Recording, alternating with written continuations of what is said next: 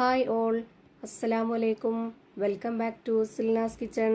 ഇന്നത്തെ റെസിപ്പി ഗോതമ്പ് പൊടി വെച്ചിട്ട് വളരെ വെറൈറ്റി ആയിട്ടുള്ള ഒരു അടിപൊളി ബ്രേക്ക്ഫാസ്റ്റിന്റെ റെസിപ്പിയാണ്. നമ്മൾ സാധാരണ ചപ്പാത്തിക്ക് മാവിട്ട് കുഴയ്ക്കുന്ന പോലെ ഒരുപാടിട്ട് കുഴച്ച് ബുദ്ധിമുട്ടേണ്ട ആവശ്യമൊന്നുമില്ല. വളരെ പെട്ടെന്ന് തയ്യാറാക്കി എടുക്കാൻ പറ്റുന്ന നല്ല ടേസ്റ്റി ആയിട്ടുള്ള ഒരു അടിപൊളി ബ്രേക്ക്ഫാസ്റ്റ് ആണിത്. അപ്പോൾ ഞാൻ ഇതിന് വേണ്ടിയിട്ട് ആദ്യം തന്നെ 250 ml കപ്പിന്റെ അളവിൽ 1.5 കപ്പ് അളവിൽ ഗോതമ്പ് പൊടിയാണ് ഇതുപോലൊരു പാത്രത്തിലേക്ക് ഇട്ട് കൊടുത്തിട്ടുള്ളത്. ഇനി ഇതിലേക്ക് ആവശ്യത്തിനുള്ള ഉപ്പും 1 സ്പൂൺ അളവിൽ പഞ്ചസാരയും ഇതുപോലൊരു വലിയ പീസ് അളവിൽ ബട്ടറും ഇട്ട് കൊടുക്കുന്നുണ്ട്.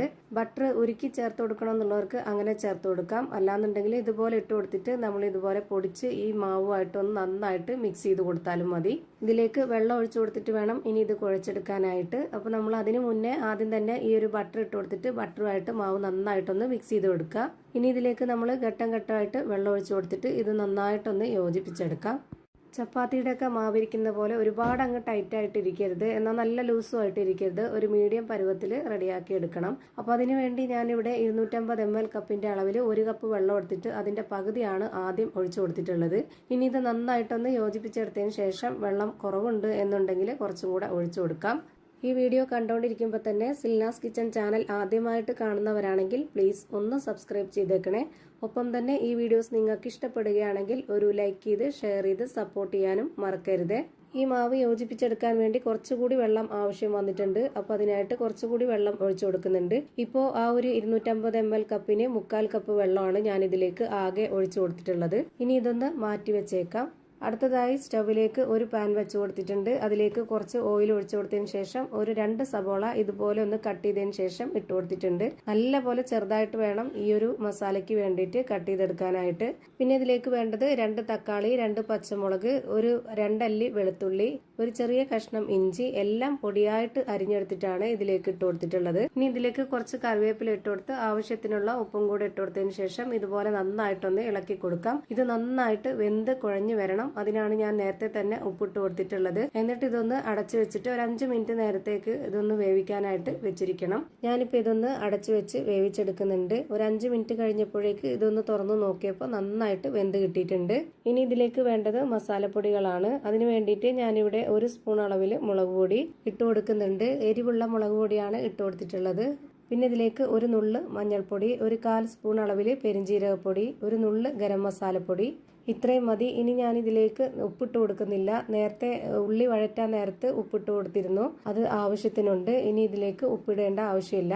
ഇനി ഈ ഒരു മസാലപ്പൊടിയുടെയൊക്കെ പച്ചമണം മാറിക്കിട്ടാനായിട്ട് ഒന്നുകൂടി ഈ ഒരു ഉള്ളിയായിട്ട് വെന്ത് കിട്ടാൻ വേണ്ടിയിട്ട് ഒരു 3 മിനിറ്റ് നേരം കൂടെ ഇതൊന്ന് അടച്ചു വെച്ച് വേവിച്ചെടുക്കാം. ഇപ്പം ഈ ഒരു മസാലയൊക്കെ നല്ലപോലെ വെന്ത് കുഴഞ്ഞു കിട്ടിയിട്ടുണ്ട്. ഇനി ഇത് നമുക്ക് ഫ്ലെയിം ഓഫ് ചെയ്തതിന് ശേഷം മാറ്റി വെച്ചേക്കാം. അടുത്തതായിട്ട് ഒരു കാര്യം കൂടി ചെയ്യാനുണ്ട്. നേരത്തെ റെഡിയാക്കി വെച്ചിട്ടുള്ള ആ ഒരു മാവ് ഇതുപോലെ ഒരു കൗണ്ടർ ടോപ്പിലേക്ക് ഇട്ട് കൊടുത്തിട്ടുണ്ട്. കൗണ്ടർ ടോപ്പിൽ കുറച്ച് ഗോതമ്പ് പൊടി ഇട്ട് കൊടുത്തതിന് ശേഷമാണ് ഈ മാവ് വെച്ച് കൊടുത്തിട്ടുള്ളത്. അല്ലാന്നുണ്ടെങ്കിൽ ഒട്ടിപ്പിടിക്കും. എന്നിട്ട് ഇതുപോലെ 4 പീസാക്കി എടുത്തിട്ടുണ്ട്. ഇനി അതൊന്ന് ഒരു ബോൾസ് ആക്കി എടുക്കാം. ഇപ്പം ഞാനിത് ഈ ഒരു വലിപ്പത്തിൽ ബോൾസ് ആക്കി എടുത്തിട്ടുണ്ട്.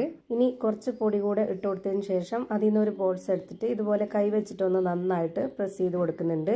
ഈ ഒരു വലിപ്പമാകുമ്പോൾ നമ്മുടെ കയ്യിലേക്ക് മാവ് വെച്ച് കൊടുത്തിട്ട് ഇതുപോലെ അതിൻ്റെ നടുഭാഗം ഒന്ന് കുഴി പോലെ ആക്കി കൊടുത്തിട്ട് ഇതിനുള്ളിലേക്ക് നമ്മൾ നേരത്തെ റെഡിയാക്കി വെച്ചിട്ടുള്ള ആ ഒരു ഉള്ളി മസാല ഫില്ലിങ്സ് വെച്ച് കൊടുക്കുക. ഈ മസാല ഒട്ടും തന്നെ പുറത്തോട്ട് പോവാത്ത രീതിയിൽ ഇതുപോലെ റെഡിയാക്കി വെക്കണം. എന്നിട്ട് അതിന് മുകളിലേക്ക് കുറച്ച് പൊടി കൂടെ ഇട്ട് കൊടുത്തതിന് ശേഷം ഒരുപാട് ബലം കൊടുക്കാതെ നല്ല സോഫ്റ്റ് ആയിട്ടൊന്ന് പരത്തിയെടുക്കാം. നന്നായിട്ട് ബലം കൊടുത്ത് പരത്തി കഴിഞ്ഞാൽ അതിനുള്ളിലെ മസാലയൊക്കെ പൊട്ടി പുറത്തു പോകും.